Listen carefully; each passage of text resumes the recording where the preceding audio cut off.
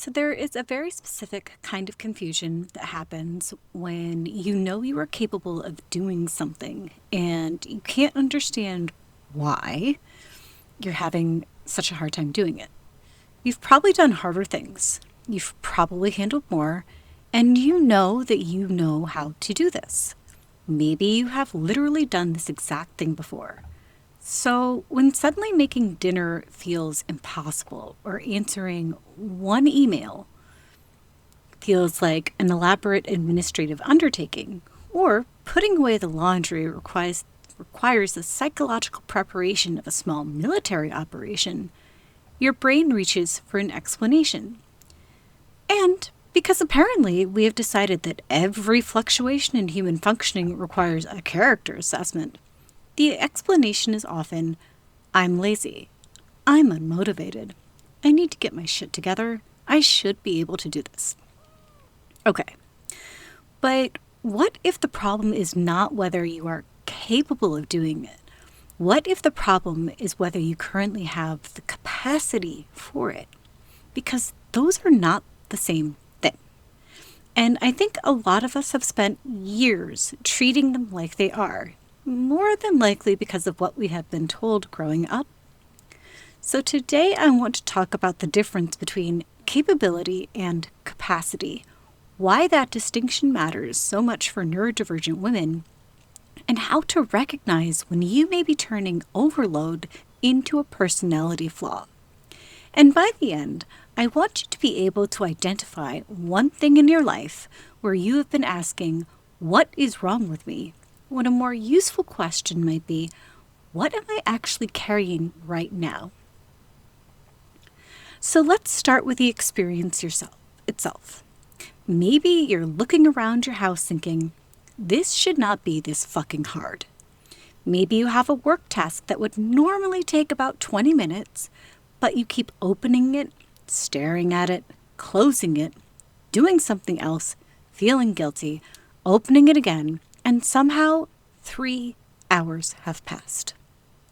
Or maybe somebody asks you one perfectly reasonable question, and you can feel the irritation just shooting right through your entire body.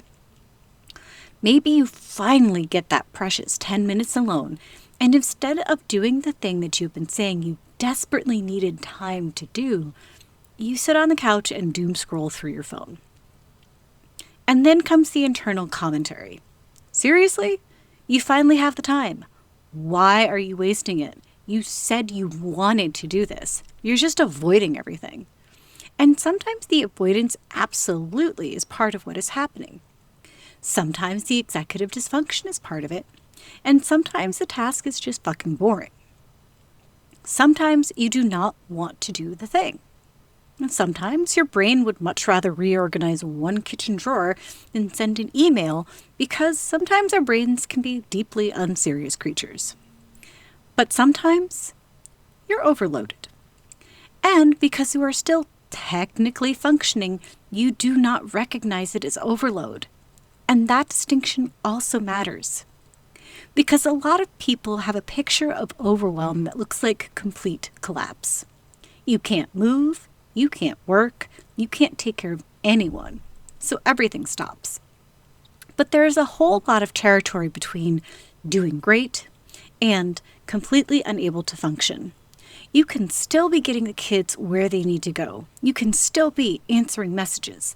You can still be going to work. You can still be paying the bills, and you can still keep showing up and also be operating with almost no available capacity left. Especially if you are someone who has spent a lifetime getting very good at functioning past your limits. Hello to my fellow recovering people pleasers. So here's what I mean when I say capacity. Capacity is not just how much time you have, and it's definitely not just whether you possess the skills required to complete a task. Capacity is the amount of physical, emotional, sensory, cognitive, and executive bandwidth available to meet what your life is asking of you right now. And that right now also matters, because your capacity changes. It fluctuates. Ha ha ha. You might have the exact same person, exact same task, exact same skill level, and completely different capacity on 2 different days. If you slept well, you've eaten, you've had some recovery time, and your environment is relatively manageable, that task might be easy. Now, take the same task and add 3 nights of shitty sleep, a sick kid, a loud environment, 20 unanswered texts, an argument that you are still processing, a work deadline, having to remember the 7 things that nobody else seems to remember, and the fact that your fucking shirt has been touching your neck wrong for the last 4 hours. Different equation, same capability, different capacity. And this is the part that people tend to miss, because we keep evaluating ourselves based on the task in isolation. It's only an email, it's only dinner, it's only a phone call, it's only unloading the dishwasher, it's only one more appointment. Okay, yeah, sure, but your nervous system does not experience tasks in isolation. Your brain does not clear the whiteboard after every demand and start fresh. Everything lands on top of what is already there.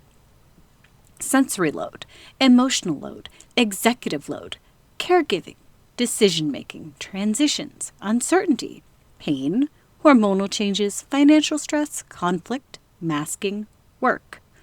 The mental list of things that you are trying not to forget, the fact that someone said, "Can you remind me?" And apparently you have just now been appointed the director of remembering things for the entire household. All of it counts.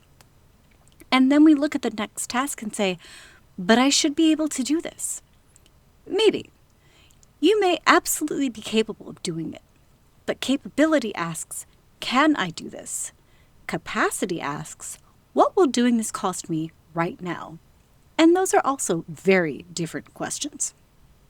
Now, I do want to be careful here because this distinction can be flattened into another overly simple internet rule. This is not, if something feels hard, don't do it. Sometimes things are hard and still need to happen because sometimes there are deadlines. Sometimes you have responsibilities. Sometimes you are a parent and somebody needs dinner, whether or not dinner feels spiritually aligned with your current bandwidth.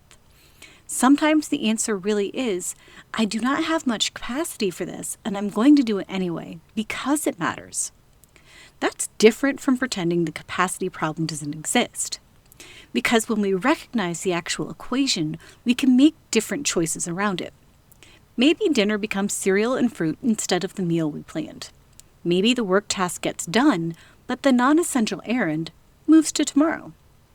Maybe you make the phone call and decide you're not also cleaning the kitchen tonight. Maybe you ask for help. Maybe you reduce the number of decisions involved. And maybe you stop adding shame to an already overloaded system. That last one really fucking matters because shame is also a demand. If you are already stretched thin, turning the experience into evidence that you are lazy does not somehow produce additional executive function. It usually just means you are now overloaded and criticizing yourself. Very efficient, excellent system. No notes needed. And there is another important piece here. Sometimes we do not recognize reduced capacity because our identity has been built around being capable. Maybe you were the dependable one, the high achiever, the responsible daughter, the person who could handle anything, the mom who just figured it out, the employee who always got it done, the friend that everybody called, the gifted kid who could pull something together at the last minute and still get that A. Capability became part of how you understood yourself, and maybe it became part of how other people understood you as well. So when your capacity changes, it does not just affect what you can get done. It can feel like a threat to who you think you are. If I could do this before, why can't I do it now? And that question can get very mean very quickly because your capacity is not fixed. Your circumstances change, your body changes, your responsibility changes, your nervous system changes, the load changes. And what once fit might not fit anymore. That does not automatically mean you became lazy. It might mean that the equation changed and nobody bothered to update the expectations, including you. So I want to offer you a different question. The next time you hear yourself say, I should be able to do this, do not immediately argue with yourself. Do not replace it with an inspirational quote. Just get curious and ask, am I capable of doing this? And then, do I have capacity for it right now? You may get 2 yeses. Awesome. You may get, yes, I'm capable, and no, I really don't have capacity. That does not automatically mean that you're going to abandon the task, but it means now that you're working with accurate information. And accurate information gives you choices. Shame usually just gives you one. Push harder. Capacity gives you more. Reduce, delay, adapt, ask for help, remove something else, change the conditions, do a smaller version, recover first. Decide the cost is worth it, decide the cost is not worth it. That is agency, not pretending that every demand can disappear, not pretending you can control every circumstance. Just knowing what is actually happening well enough to make the next decision from reality instead of from the assumption that difficulty means there's something wrong with me. So here is what I would want you to do this week. Pick one thing that you've been judging yourself for, not 17 things, because we are not about to create a comprehensive audit of your entire existence before lunch. Just one thing. Maybe it's laundry, or exercise, or responding to people, or cooking, or a work task, or keeping up with plans. Maybe it's something that you keep saying, I know I can do this, why am I not doing it? Write the thing down, and underneath it, ask these 3 questions. First, what is this actually requiring from me? Not what it looks like from the outside, but what does it require? Decisions, transitions, sensory tolerance, emotional energy, planning, initiation, social interaction, concentration, physical energy. And second, what am I already carrying? Again, the whole equation. Work, caregiving, stress, conflict, recovery, health, sensory load, mental load, whatever is actually true. And third, if I do this now, what will it cost me?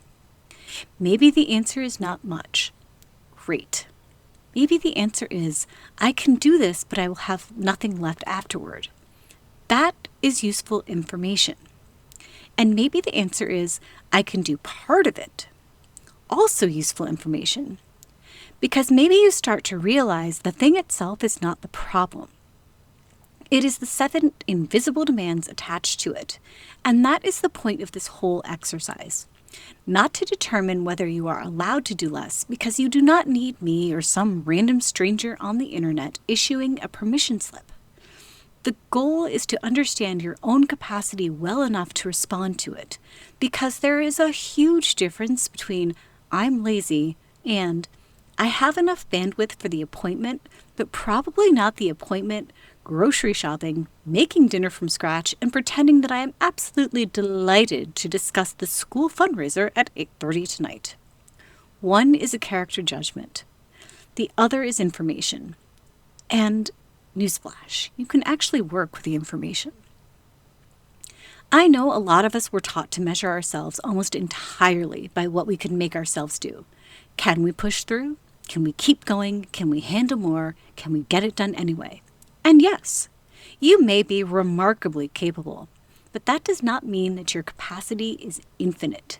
There is no fucking gold star for overriding yourself until your nervous system eventually files a formal complaint. So this week, when something feels harder than you think it should, see if you can interrupt the character assessment. Maybe the question is not, why am I so lazy? Maybe the question is, what is this asking of me, and what do I actually have available right now? Because that's not lowering your standards. It's learning to read your own life more accurately. And that matters, because the goal here is not becoming a person who can always do more. It's becoming someone who understands herself well enough to know what she can carry, what something will cost, and what she wants to do with that information.